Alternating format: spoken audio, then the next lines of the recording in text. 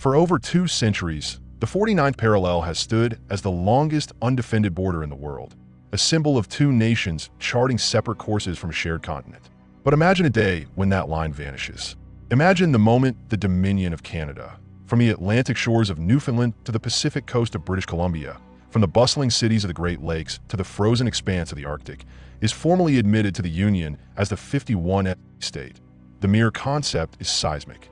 The United States, a nation born from revolution, would absorb a peaceful neighbor, a former colony of the British Crown, built on the parliamentary tradition of Westminster. This wouldn't be a merger of equals.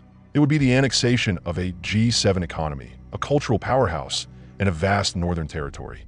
The consequences would ripple not just through North America, but around the globe, fundamentally reshaping the 21st century. We will explore this transformation across every major sector, from the new map of the world to the individual citizen's health card.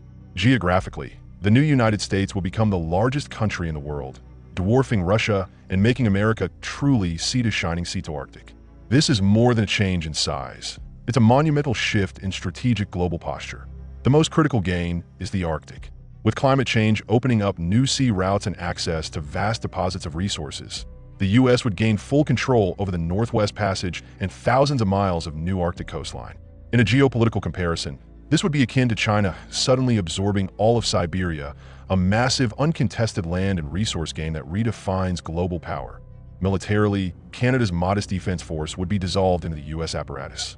The operational complexity of the North American Aerospace Defense Command, NORAD, would be streamlined as all command and control now rests under one government. The U.S. defense perimeter extends dramatically north. While Canada's independent voice on foreign policy is silenced, the new state gains the full protection of the world's most powerful military, eliminating its own defense spending, a strong pro-annexation argument for some. The sheer scale of Canadian natural resources is one of the most compelling arguments for the idea of annexation. First, water. Canada holds an estimated 20% of the world's fresh water. For a U.S. already grappling with severe, long-term drought crises in the West and Southwest, states like California, Arizona, and Nevada, this is an invaluable existential resource. Politically, the mere potential to divert massive volumes of water from Canadian rivers south would spark an immediate and vicious interstate conflict. Existing U.S. states would battle the new 51st state for control of this resource, echoing historic water wars like the struggle over the Colorado River Compact. The fight wouldn't be over money, but survival. Second, energy.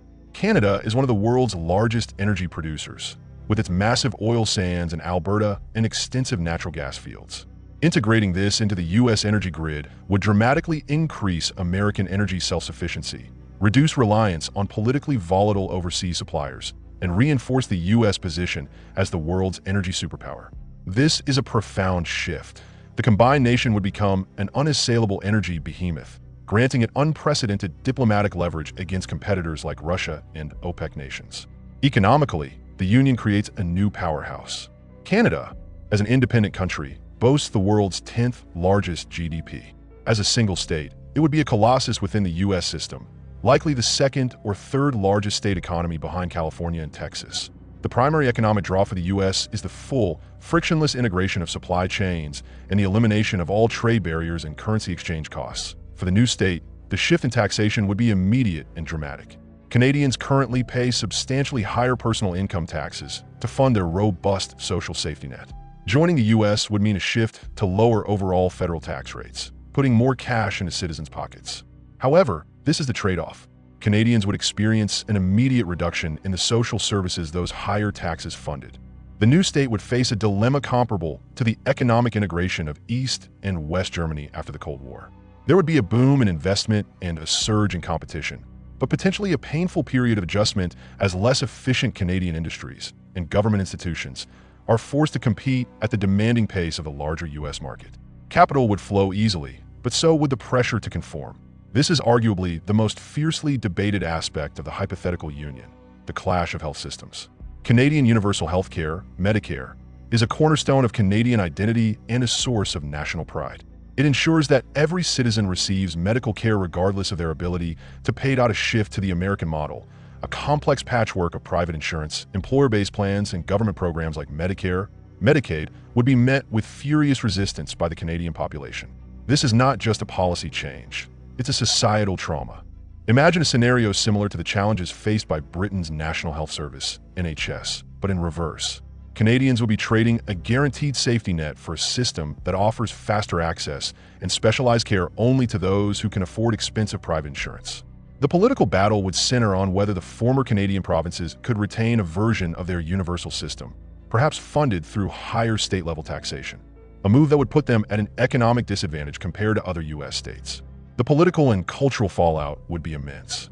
Canada is a parliamentary democracy built on consensus. The U.S. is a federal republic built on a system of checks and balances. If Canada entered as one monolithic state, it would be an absolute outlier in the Union.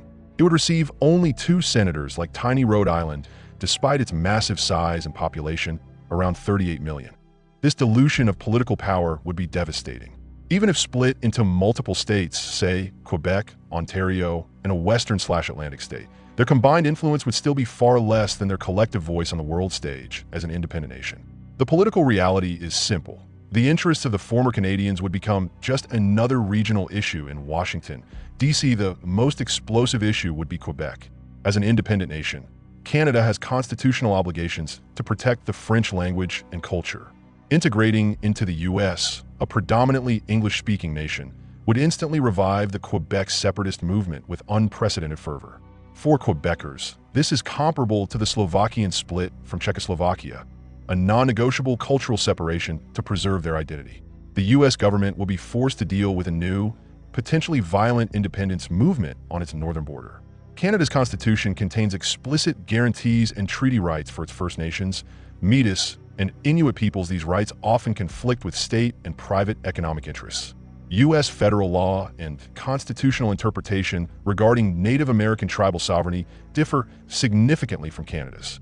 The sudden shift would threaten decades of legal precedent and guaranteed land rights, ensuring massive, unified resistance from Indigenous communities. Canadians often define themselves by what they are not American. They value peacekeeping, gun control, and a relatively quiet political culture. Joining the U.S. would expose them to the intense, binary, and often polarized two-party political system, a culture of more prevalent gun ownership, and a more aggressive global foreign policy stance. The national characteristic of affable anti-Americanism would be weaponized against the new U.S. federal government. The absorption of Canada would create a nation of unparalleled strength, the world's undisputed geographical king, its economic anchor, and its energy superpower, all while shoring up critical freshwater reserves. Yet, this power would come at a price. The new United States would inherit a deeply resistant population, an instant and volatile separatist crisis in Quebec, and a fundamental conflict over the social safety net. It would be a union of convenience for the U.S. government, but a union of immense cost to the Canadian soul. The 51st star would shine brightly, but would be a star born not of choice, but of annexation, a perpetual source of internal friction for the world's new behemoth.